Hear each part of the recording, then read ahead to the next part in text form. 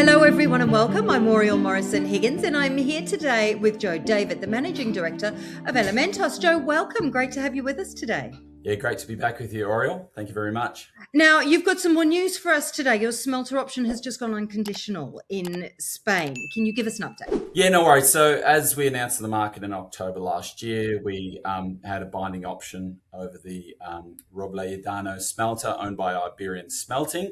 The announcement this morning is, I guess a legal sort of milestone, but it's now unconditional. So basically between us and the vendor had a number of conditions precedents and things required to go unconditional. Both their side and our side have met all those conditions. So effectively now the option is fully ours, and we can hold it for up to 5 years to exercise to go to 50% ownership of the company that owns the smelter. So very big milestone, and effectively it's also worth saying it's a unilateral right from this point, so fully up to ourselves to decide when we want to go and convert into owning half the smelter.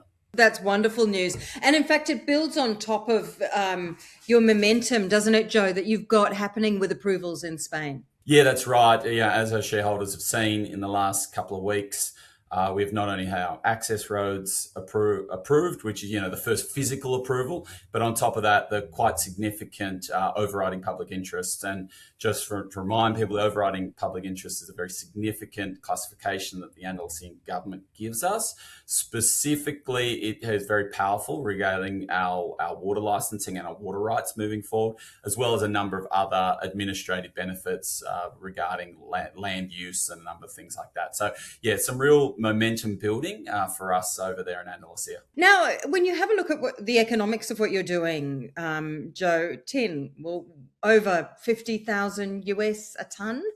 Now that's against your feasibility study assumption of what was that, 30,000 US? What does that do to your project economics? Well, these projects, there's a term people use, torque or leverage, and effectively, when you look at that $30,000 price for our feasibility, not only does that obviously pay for all the cost of producing a tin, it also gives your shareholders a very handsome financial return. Obviously, any tin price above that $30,000 is all cream.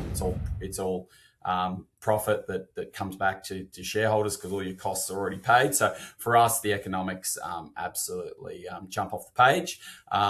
In front of the ASX, we can only really quote up to $42,500 tin price because that's the highest bound we put into our feasibility study when we put it out. But at $54,000 a tonne, you're well over $1 billion Australian dollar NPV.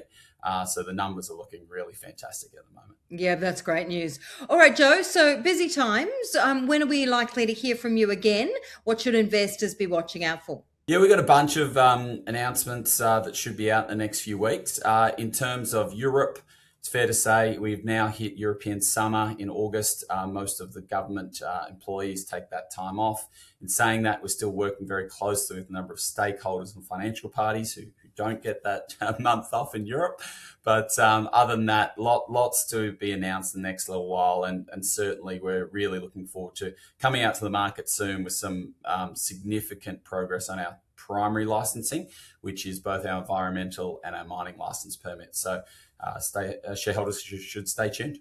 Great. Very much looking forward to it. Joe, thanks for chatting to us today. Thanks, Ariel. Appreciate it.